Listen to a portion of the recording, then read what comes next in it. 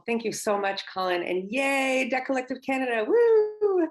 I want to thank Chris so much for inviting me, and I'm coming to you from LA, so from Tovangar, the unceded lands and waters of the Tongva Gabrielino people. And I too am going to share my screen to start off. And I'm going to go for about 45 minutes. I may go just a couple minutes over, but I promise it's not going to be that long over. I want to be sure that I'm sharing my computer sound, and I am. Oops, so with that, I will just get started. Come on. There we go. Okay. So in the summer of 2019, Pamela Hunt stepped up to a lectern on Capitol Hill in Washington, D.C. She began, "My name is Pam Hunt. I have $212,000 of student debt, $51,000 of which is interest alone." In her few minutes at the microphone, Pam identified herself as a proud single parent whose daughters were also deeply in debt, a cancer and foreclosure survivor, and a member of the first debtors union in the United States. And I'm going to start my presentation today by just playing you 2 minutes of Pam's fiery speech, because it's just fire, and we can all use a little fire in our lives. So here we go. Here's Pam. Hello, my name is Pam Hunt. I have $212,000 of student debt, $51,000 of which is interest alone. I stand before you as a person who pursued a higher degree and was made worse off because of it. I am a proud single parent, and like so many parents, I have worked hard to make sure that my children have the best lives that they can have. I came to Washington, D.C. in 2015 as one of the first student debt strikers in U.S. history. We organized for years, and as a result, some debtors won relief, although I haven't. Over the last 4.5 years, I have struggled financially due to my student debt burden. I lost my home and nearly lost my life in a fight against cancer. But you know what I haven't lost? These illegitimate and immoral student loans that are still haunting me. You know what else I also haven't lost? I haven't lost myself or my desire to fight. I am here to fight, no matter how long it takes, for full debt cancellation and an education system that treats us with dignity and as equals. An education system that's worth fighting for. Right now, many people are not paying back their student loans because they cannot afford to. I've heard that we can't afford to let people go to school for free, but from where I stand, we can't afford not to. I have 3 daughters who, within the past 4 years, have graduated from college with Bachelor of Science degrees. Each is starting life with $50,000 plus in student loan debt. None of them are employed in their field of study, and all of them are on income-based repayment because their income doesn't afford them the ability to make monthly payments. That's just my 3 daughters. Okay. So I start my own talk with Pam's words because they encapsulate so much of what I want to talk about today. First, the intersection of debts in Pam's life, right? Medical debt for cancer treatment, mortgage foreclosure and housing debt, and student debt indicate the systemic problem of household debt in the US and far beyond Canada and far beyond today. Medical debt, housing debt, student debt, carceral debt, utility debt, all are at unprecedented levels according to Federal Reserve statistics, and they were far before the COVID-19 pandemic. So with that crisis in household debt as context, what I want to do today is actually divide my talk into 3 parts. Let me get to them. Here we go. So first, I'm going to talk about the distinction between household debt and consumer debt. Second, I'm going to talk about household debt in the United States and certainly far beyond as a form of racial capitalism. And third, rising from the apparent crisis of systemic household debt and municipal debt hat tip to Chris's work and Eleni's work. I'm not going to focus on it, but I think we should talk about it in the Q&A. I'm going to talk about the strategy of debtors' unions as a way to build meaningful counterpower in the service of definancializing what should be public goods. So I focus on the meaning of household debt and racialized histories of household debt in those first two sections, racialized histories that long predate neoliberalism, because how we define household debt and which histories we use to understand it matter when we begin to think about debtors' unions. So today, speaking collectively as part of the Debt Collective, a union for debtors, we offer the provocation of household debt leveraged collectively in a union formation as a way to build power. At the Debt Collective, we organize around the provocation that the collective leverage of debtors' unions allow us not only to gain, oh, here we are, there's the Debt Collective, sorry, I forgot about that slide. Debtors' unions allow us not only to gain generalizable power over the contracts that we enter, such that we can demand and achieve fair terms, including but not limited to debt cancellation where necessary, and use that generalizable power, including the credible threat and actualization of debt strikes, to definancialize public goods and services. Okay, so I'm going to start by drawing the distinction between household debt and consumer debt. And I start here because the ethics of debt cancellation emerge from the analysis of debt itself. What is it? Who holds it? Why do they hold it? And what effect is it having on their lives? The universe of meaning around consumer debt suggests one set of answers to these questions, whereas household debt suggests a very different set of answers. So I'm going to start with a couple kind of conventional definitions here before I get to how the Debt Collective uses some of these terms. So consumer debt is conventionally defined as the amount consumers owe for goods that are consumable and or whose value does not appreciate, right? So it's debt incurred for consumption rather than investment. Household debt is a less familiar phrase, but it does circulate. So for instance, the Federal Reserve uses it in their household debt and credit report that they publish quarterly. And the distinction in the Fed's use of this term household debt is at least twofold. First, the Federal Reserve includes mortgage debt in their definition of household debt, right? So thus a category of debt that is generally understood to be for investment rather than consumption. The second distinction in the Fed's use of the term is actually methodological. So the Federal Reserve's Consumer Credit Panel, from which they draw their household debt data, is a nationally representative sample of consumer credit reports. So about 5% of individuals with a social security number and a credit report within the United States, already a very specific population. Once the Federal Reserve identifies that 5%, they then, and I'm quoting from their methods brief here, quote, sample all other individuals living at the same address as primary sample members, allowing us, the Fed, to track household level credit and debt for a random sample of US households, end quote.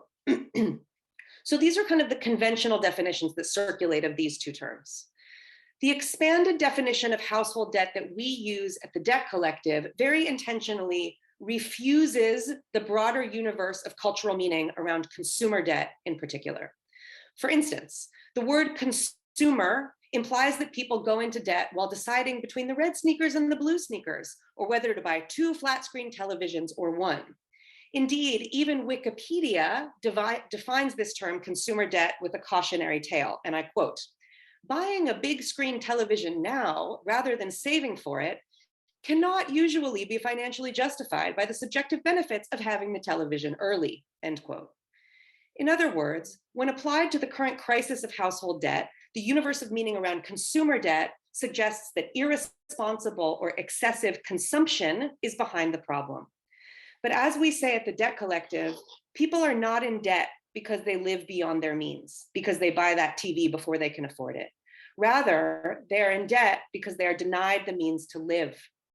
With skyrocketing levels of medical debt, carceral debt, student debt, and housing debt, contributing to the total $15 trillion of household debt that the Fed reported for the third quarter of 2021, it is very difficult to call unpayable chemotherapy bills or COVID-related medical bills consumer debt, or exorbitant fines and fees for your own incarceration consumer debt, or the average in $35,000 in student debt with which students in the US leave college, consumer debt. These are debts people incur trying to secure life's basic needs, not irresponsible or excessive consumer choices. Indeed, few of them can be described as choices at all. To the extent that the word consumer smuggles in the assumption of choice, we have to reject it. The second problem with the phrase consumer debt is that it implies an individual, the consumer, making choices in a market. Nothing could be further from the truth. Rent debt and medical debt, mortgage debt and student debt, carceral debt and auto loan debt, these are debts that we take on as intergenerational families, as households. Debt is intergenerational. It is held in families, it is held in households, and it is held in communities. So this brings us back to Pam Hunt. As you heard, Pam lost her home to foreclosure while trying to figure out a way to pay for her cancer treatment, while juggling $212,000 in student loans because she had the audacity to pursue a PhD, even though she had been a first-generation college student in her own family. At this intersection of debts, her daughters too went to college. Pam could not support them financially, and they too now start their post-college lives with $50,000 each in student debt, and having lost that ostensible wealth builder, the family home, which Professor Kianga-Yamada Taylor's work demonstrates has never been a reliable wealth builder for Black families, though more on that in a moment. When Pam joined the Debt Collective, she and her daughters owed a staggering $362,000 of student debt alone. This is household debt. It is held not by individual consumers making choices in a market, but by families. It is held not even by individual households, but also intergenerationally, right? Your debts affect your ability to support newer generations, just as the debts of your own kin affected you. In no small part, because of household debt's intergenerational life, it is also held disproportionately by Black women, a fact of racial capitalism that I'll elaborate on more in the next section. Okay, so what does this tell us? As my colleague, anthropology professor Caitlin Zaloom puts it, finance hides the household behind the fictional individual of the financial contract. We should not fall for that sleight of hand. Financial contracts may tie individuals to the legal responsibilities of debt, credit, and investment, but both risk-taking and repayment with interest implicate broader household economies, end quote. Today, the intimate relationship between financialization and the family or household routinely compels what can only be described as impossible choices. Do I take out a title loan on my car so that my kids can have somewhere safe to sleep? Will my liberal arts degree lead to a salary that can cover the debt my parents and I took on? Do I pay my mortgage or my son's criminal legal fees so that he isn't subject to rearrest? Can I afford chemotherapy and foreclosure at the same time? In the case of Pam's family, the answer to that last question was no. These devastating calculations are a constant, although unevenly shared feature of contemporary life, and they always involve more than a single person and more than a single source of debt. In every agonizing choice, the various forms of debt overlap, with cascading consequences for debtors and those they love. And this is what we refer to as household debt. So this distinction between consumer debt and household debt comes with its own set of ethical entailments for debt cancellation and generalizable debtor power. If we understand debt as something that originates with individuals, right, the consumer debt model, making irresponsible choices, then the implication is that that individual needs increased financial literacy or deserves to feel the consequences of their own irrational choices. Among those consequences, a trashed credit score, high interest rates, difficulty renting an apartment or securing a loan, garnished wages, tax returns, garnished Social Security benefits. But if, on the other hand, debt originates from predatory inclusion in credit systems that have come to replace wages or state provision, as in having to pay for formerly public college or having to pay for your own incarceration, and indeed that happens in the United States and elsewhere, and I'll talk a bit about that, then the implication is that a systemic problem requires a systemic solution. Moreover, if debt originates in intergenerational wealth theft from working class Black and Indigenous communities in particular, and reciprocally, the annuity stream of middle and upper class whiteness, intentionally gesturing to myself here, then finance is hiding more than the household behind the fictional individual of the financial contract. Finance is hiding the intergenerational violence of racial capitalism. Okay, so this second section, household debt as racial capitalism. In February of 1803, whoa, here we go, February of 1803, then President of the United States, Thomas Jefferson, wrote a letter to William Henry Harrison, who was the governor of the Indiana Territory at the time. In this letter, Jefferson strategizes about how to take legal possession of Native American land. Jefferson writes, to promote this disposition to exchange lands, which they have to spare and we want, for necessaries, which we have to spare and they want, we shall push our trading uses and be glad to see the good and influential individuals among them run in debt. Because we observe that when these debts get beyond what the individual can pay, they become willing to lock them off by a cession of lands.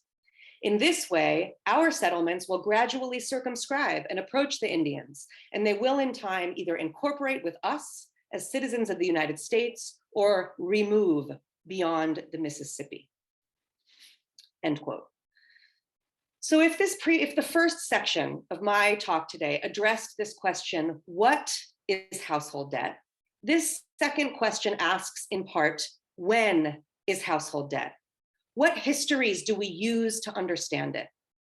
The history I offer in this section is a history of household debt that long precedes the far more familiar causal timeline of the financialization of the household under neoliberalism. When we start from a much longer history of debt as an instrument of racialized dispossession, as you see Thomas Jefferson saying very explicitly here, we shift the ethical frame for understanding debt cancellation and the necessity of debtors' unions, and we give ourselves a far stronger foundation from which to ask this question that the debt collective asks again and again: who owes what to whom? Who actually owes who in this situation? So Jefferson's letter shows that household debt is a mode of accumulation and equity mining for some, and a mode of dispossession for others, is as old as the United States itself, and certainly, right, white settler capitalist states more broadly. In fact, many novel legal arrangements that continue to structure contemporary credit and debt relations originate in settlers' efforts to obtain more credit for their endeavors. So as legal scholar Kay-Sue Park puts it, and I'm quoting Kay-Sue here, credit and conquest were inextricably linked in colonial America, end quote. Thomas Jefferson, in fact, spent most of his life racking up massive personal debts, and upon his death, the enslaved people on his estate were sold to pay what he owed. Even after the abolition of slavery in the United States, white landlords imposed unpayable debts via sharecropping and tenant farming arrangements to suppress Black independence, while also creating a moral economy in which Black people, instead of being owed reparations for centuries of stolen labor, life, kin, and land, were turned into debtors who owed white people gratitude for their emancipation. In other words, racial differentiation has been intertwined with practices of credit, debt, class formation, and capitalism more broadly in this country, the United States, and far beyond for many centuries. This is one of the basic definitions of the term racial capitalism. Perceived racial characteristics of inferiority justified the theft of land, labor, and life that became vehicles of intergenerational wealth accumulation for some, and intergenerational poverty and debt for others. And we can watch these racialized intergenerational debt transfers or wealth transfers, right, depending on where you are, move through time.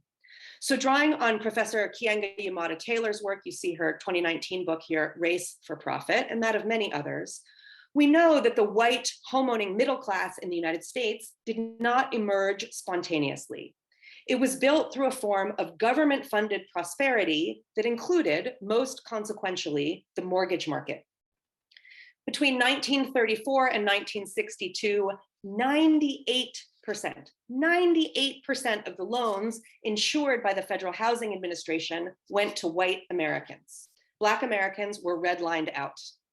But Black people struggled and organized against this inequity, demanding changes to this and so many other injustices, right?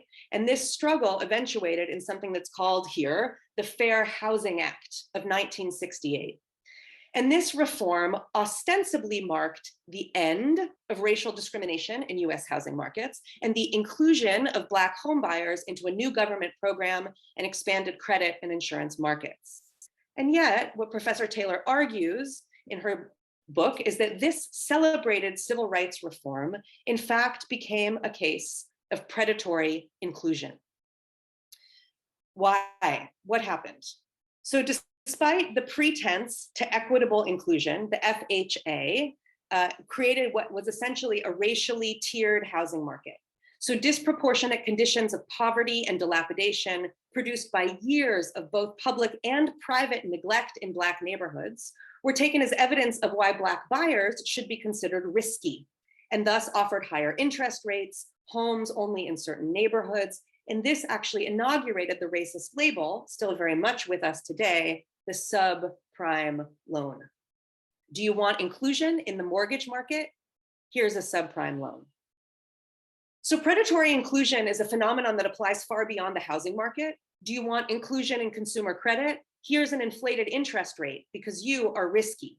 Do you want inclusion in public colleges that used to be free and not incidentally white? Well, here is student debt.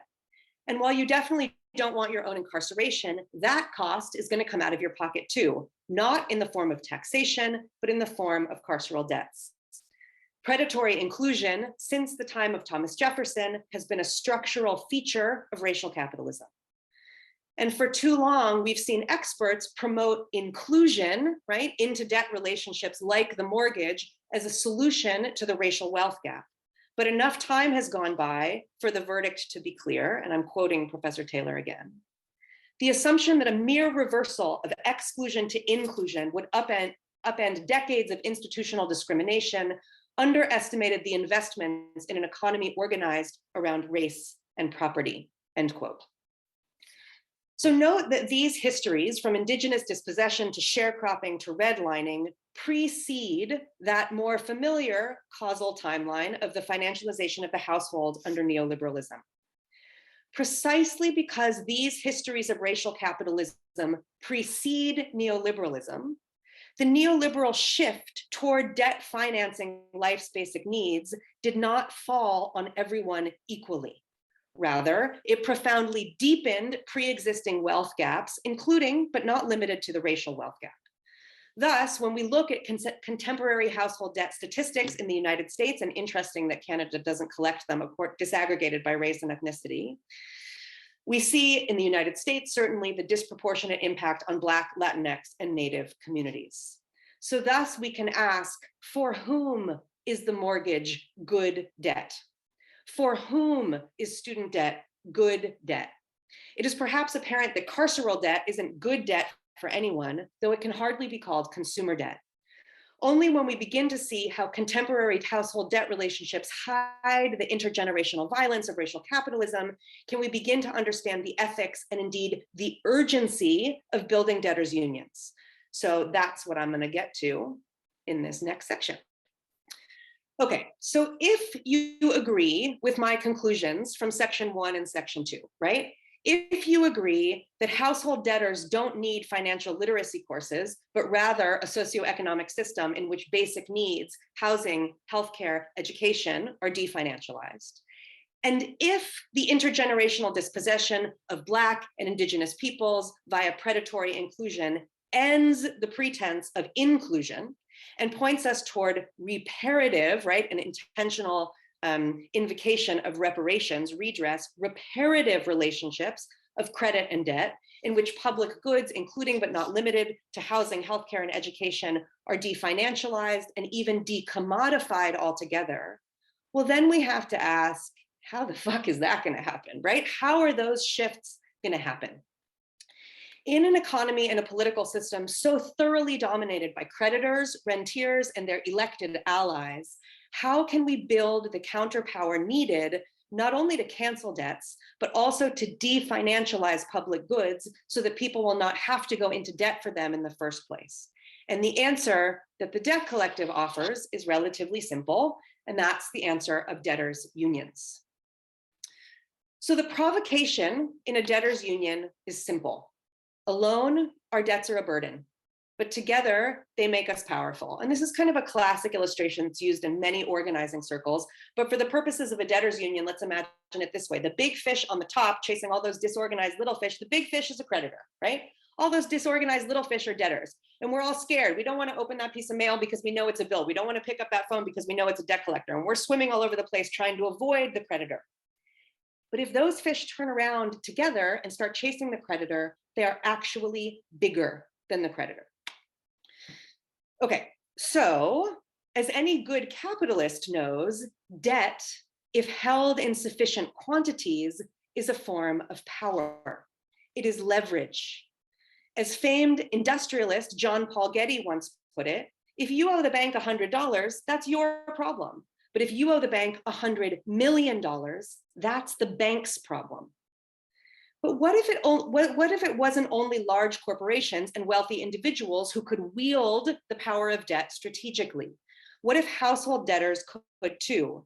What if we recognized the $1.8 trillion in student loans, or with a hat tip to Eleni Shermer, the $500 billion that K-12 schools owe bondholders in the United States, or the $140 billion of medical debt and collections, or the $20 billion of back rent debt owed across the US just during the time of COVID alone? What if we understood those as the assets that they are? What if we understood them as leverage? Altogether, household debtors own the proverbial bank. So in other words, there is an implicit contradiction in the age of finance, which is lived by most of us as the age of debt. The age of finance makes new forms of collective action possible. The mass household indebtedness deepened by financialization is not only a liability, it is also a collective asset and potential leverage point. And this is not merely a hypothetical proposition. The Debt Collective has been building debtor power for nearly a decade, and in my remaining time today, I'm going to share some of our experiments, strategies, wins, and lessons learned. I'm going to start with our work in student debt, where we've made the most headway, and conclude with emerging projects around carceral debt and tenants unions as a form of debtors union. Okay, so the Debt Collective formed in about 2014. And the year before that, another initiative of ours, which I'm happy to talk more about in the Q&A, which is known as the Rolling Jubilee, purchased a portfolio of private student debt. We are certified as debt collectors on the secondary market. We purchased a portfolio from what was then one of the biggest for-profit colleges in the country, in the US, called Corinthian Colleges Incorporated.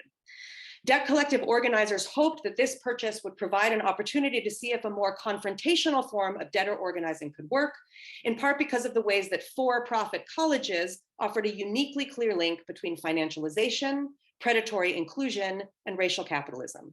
So at the time of the Rolling Jubilee's purchase of the Corinthian portfolio, the company, the Corinthian that is, was under investigation for fraud and predatory lending by multiple attorneys general, including, interestingly, Kamala Harris, the current Vice President of the United States, the Securities and Exchange Commission, and the Consumer Financial Protection Bureau, having extracted $1.4 billion in federal grant and loan dollars in just 1 year, the year 2010, which was more than the entire University of California system combined for that same year.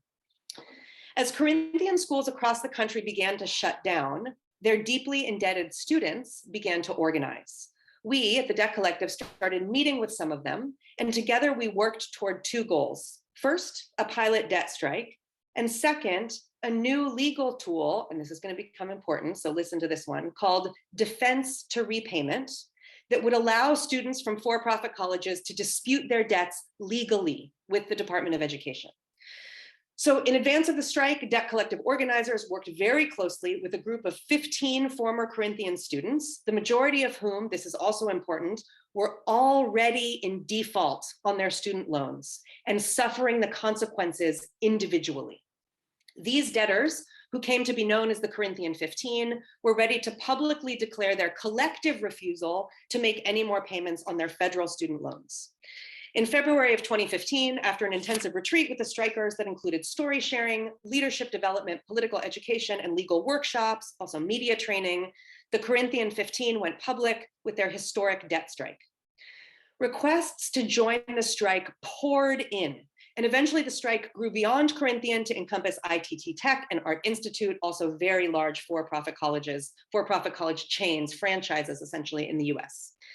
But rather than just adding the names of anybody who called and was like, I want to go on strike, debt collective organizers contacted each would-be striker to ensure that they understood the potential consequences of default: garnished wages, garnished tax returns, government seizing your disability or social security benefits, alongside, of course, the trashed credit score.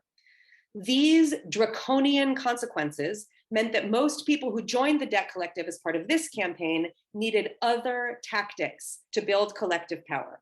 And this is where defense to repayment comes in. Defense to repayment was then a little-known provision in the Higher Education Act that allowed students to challenge certain debts with the Department of Education. The debt collective built a very simple online tool that prompted debtors to answer straightforward questions about their experience in college, their experience signing loan documents. The tool populated a legal PDF in the background, a legal assertion of a defense to repayment that the debt collective would then send to the Department of Education. Over about 14 months, 82,000 people used the tool to file claims. And that's according to the Department of Education's own numbers, not our numbers.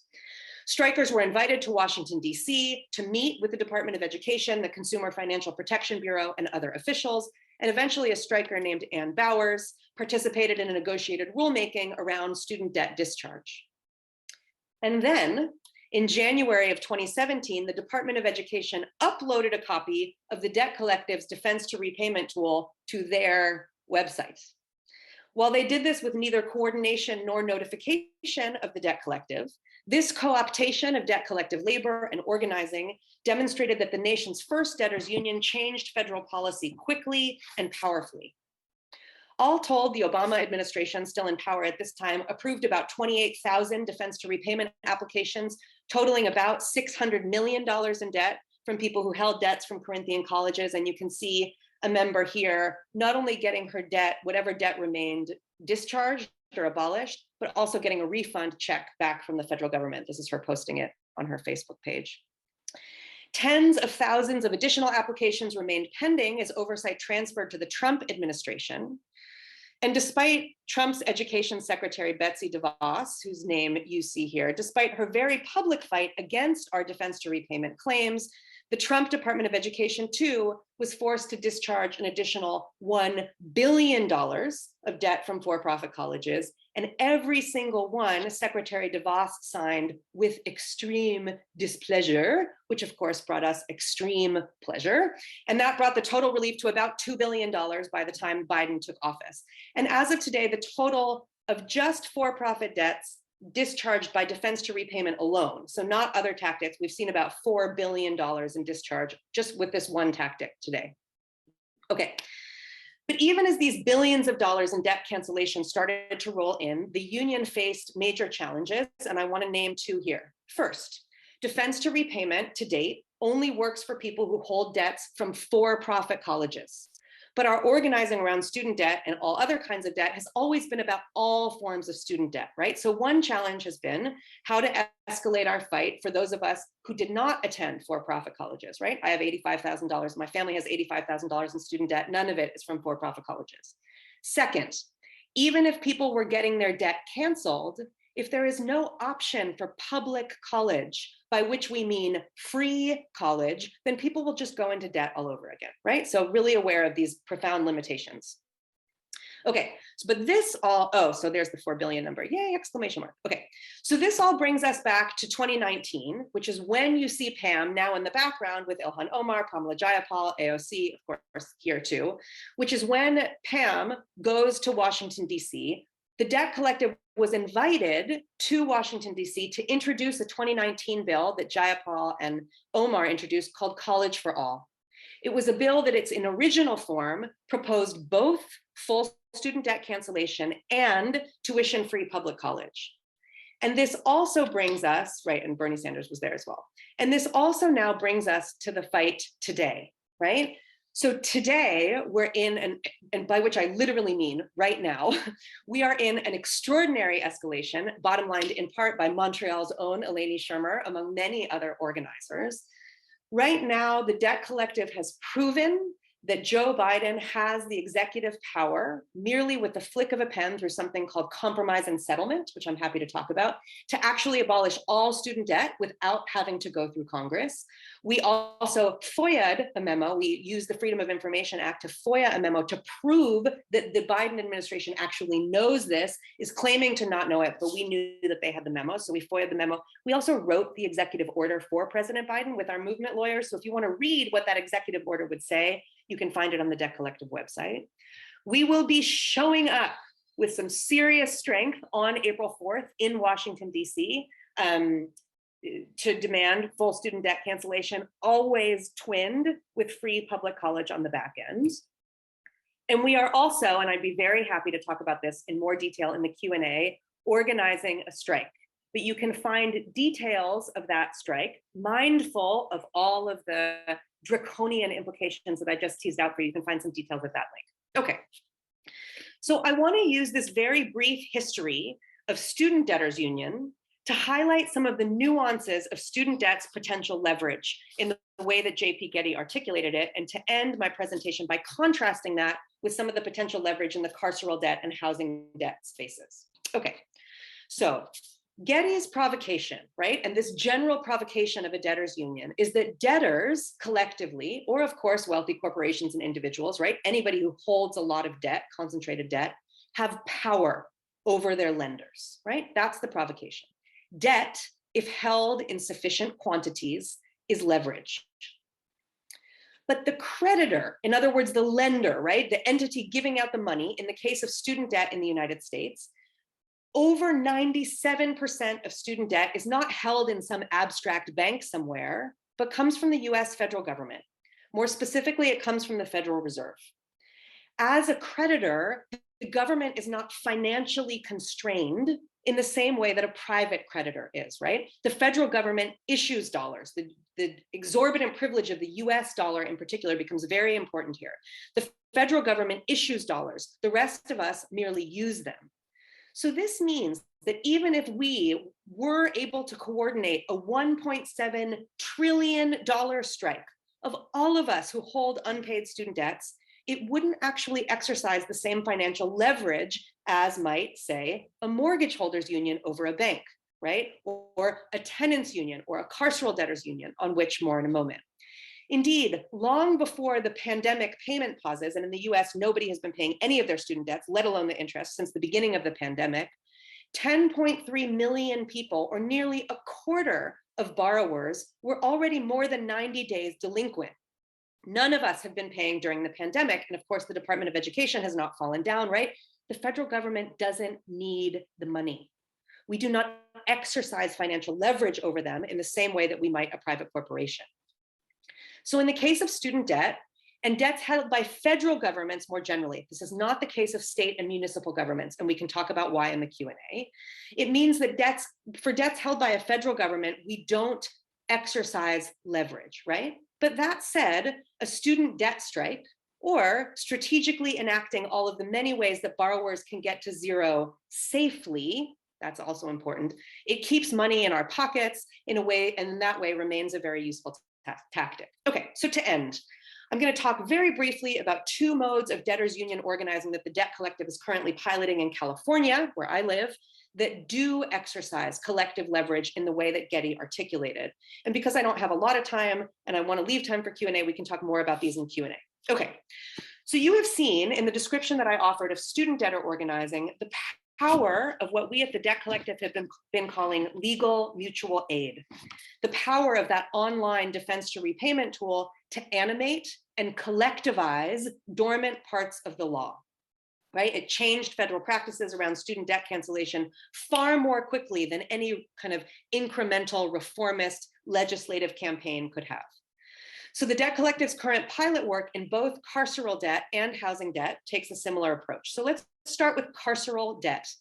These are debts that accrue to families and communities in relation to the criminal punishment system: bail, fines, fees, debt incurred while you're inside for phone, internet, commissary, and medical care, right, while incarcerated, restitution, and then all user-funded re-entry debts. So probation, ankle monitors, drug and alcohol testing, job training programs. And yes, you as an incarcerated person and you coming out to the outside have to pay for all of these. And if you can't, you go into debt for them. In an effort to begin to build the collective power of carceral debtors to challenge these systems of racist wealth extraction, the Debt Collective has built something called the Abolish Bail Debt tool. You can find it at abolishbaildebt.org. The tool uses legal precedents recently established in California's Court of Appeals and Supreme Court. So the decisions are known as Humphrey and Caldwell. These decisions state that any bail contract with a cosigner is in fact regulated by California consumer protection law, with all the attendant rights and privileges accruing to the consumer. So you see, we do strategically use consumer debt law when we can. Because bail bonds companies have not been following California consumer protection law, so for instance, if you co-sign a bail contract, they're never giving you a statement of your rights, they're never offering you a contract in a language that you speak or understand. The court found in both of the cases that I just mentioned that all outstanding bail debt across the state of California with a co-signer cannot be collected. So reliable statistics on bail debt and carceral debt more broadly are hard to find. And for researchers, that's another interesting thing that we might want to talk about. The Debt Collective estimates that this is roughly $500 million of bail debt across the state of California alone. And it's owed disproportionately by Black and brown women because we disproportionately incarcerate Black and brown men, and it is the women in their families who go into these debts to bail them out, to offer them pretrial freedom. So the Abolish Bail Debt tool again applies this defense to repayment methodology. Co-signers on bail contracts answer a series of straightforward questions about the bail debt. Which company? How much did you owe? Did you receive the legally required documentation? But in the background, their answers are populating a legal defense to repayment dispute that Debt Collective organizers send to bail bonds companies. Successful implementation of this tool not only puts millions of dollars back in the pockets of households and communities, but also can seed collective action campaigns, right? Just like the student debt campaign did. So the database produced on the back end allows us to reach out to debtors organized by bail company for strategic collective media narratives, plaintiffs and class action lawsuits, collective refusal to pay, and more. And unlike the student debt owed to the federal government, withdrawing $500 million from California's cash bail bonds industry will exercise collective leverage over their operations, with our eventual goal of shutting down the cash bail industry completely and changing the national narrative around carceral debt toward the abolition of the prison industrial complex more broadly. Okay, so now to housing. By leverage alone, a mortgage holders union would be the most powerful debtors union. And indeed, we have written elsewhere, product plug, about the counterfactual of the potential of a mortgage debtors union during the foreclosure crisis, right? During 2008, 2009. Tenants, of course, are merely one step away from mortgage holders' monthly payments, though bluntly speaking, their class interests are often parsed apart, and we can talk about that. Tenants unions are, in fact, arguably one of the best established forms of a debtors union. The power tenants wield over a single landlord is the power to withhold rent collectively to make demands on their landlord for repairs, for lower rent, and also in theory for tenant takeover, right?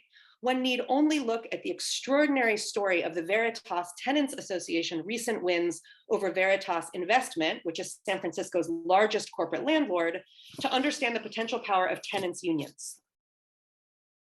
Moreover, the concentration of housing in corporate hands, both in the wake of the 2008 foreclosure crisis and the current pandemic, right, the housing grabs that we're seeing now, mean that private equity landlords and corporate landlords more broadly are an increasingly concentrated target for tenant and debtors unions across not only state lines, but also national lines.